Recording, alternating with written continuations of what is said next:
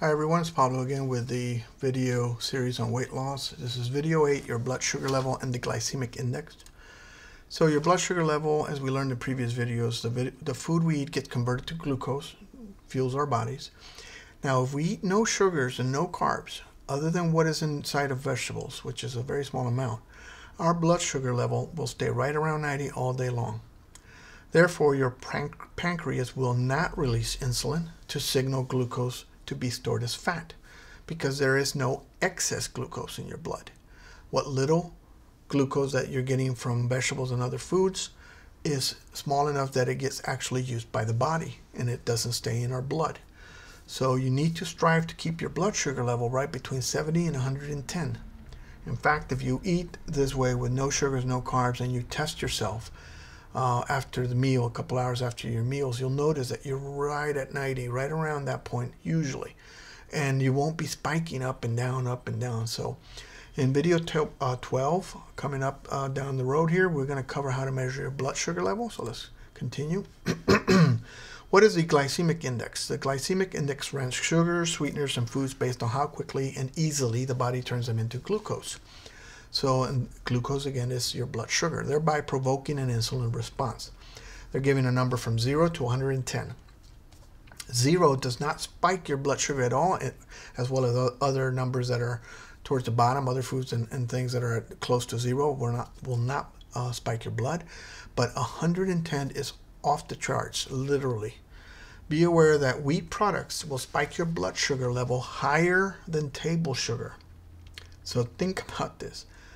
Wheat products, anything than flour and all these things and breads and all, they're going to spike your blood sugar higher than if you ate straight up sugar.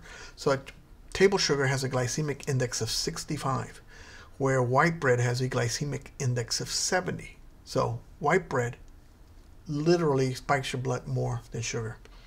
So keep that in mind. All right, let's look at the glycemic index table. This is a table. In this case, we're going to cover mostly sweeteners, in particular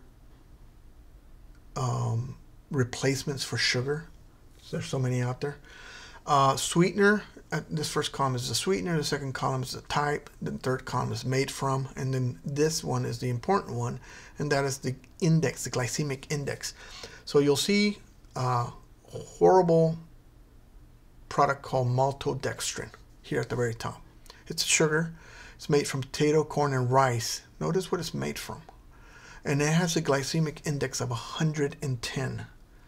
So it's ridiculously high, almost twice what regular table sugar is. There's also one called dextrose, third one down. This is simply another name for glucose, which is a sugar, but the dextrose is made from barley and sucrose, and fructose. And it has a glycemic index of 100, so it's almost as bad. Down here, highlighted in yellow, you'll see a sucrose, which is plain old table sugar, and you'll notice it's 65. So now we're going to continue. You'll see other sweeteners and things that we use to sweeten food listed in this table. I'll let you pause the video wherever you want so you can see where they fall. Here we have different more sweeteners, but in particular notice this one here, high fructose corn syrup. This is the one that they stuffed into all kinds of foods that you buy in the middle aisles of the supermarket. If you see high corn fructose syrup, you're getting a glycemic index of 58. So you're definitely going to spike your blood. Continue. Here's natural honey is at 50. So even honey is not good because it will spike your blood sugar. Here's all the rest. Here's milk sugar, lactose. Some additional ones below that. Here's another form of high fructose corn syrup. There's multiple kinds. You get down here, there's brown rice syrup, fructose, which comes from fruit. Spikes you 25. The glycemic index is 25.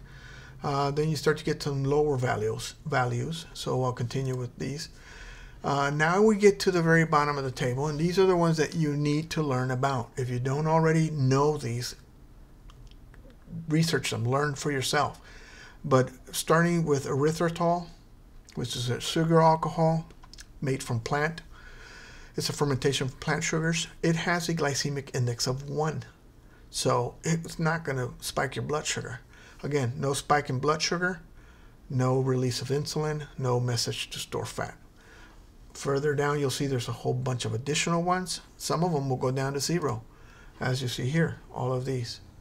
Some of the names and what they're made from. This one's a popular one, monk fruit, has a 0. Keep going, stevia. You've heard of stevia probably. It's made from the stevia plant. It has a 0. And then there's others, acesulfame, 0. Aspartame, you've heard of aspartame. It's also 0. Saccharin, sucralose, advantame. All of these are 0s. So they're basically all not going to spike your blood sugar. So we're going to go on to video number 9. So I'll cut it off here. If you want to go ahead and register for this to follow this video series, just go ahead and click the subscribe button and make sure you click the little bell icon so that you get updates for the videos as they're posted. So I'll see you in video 9.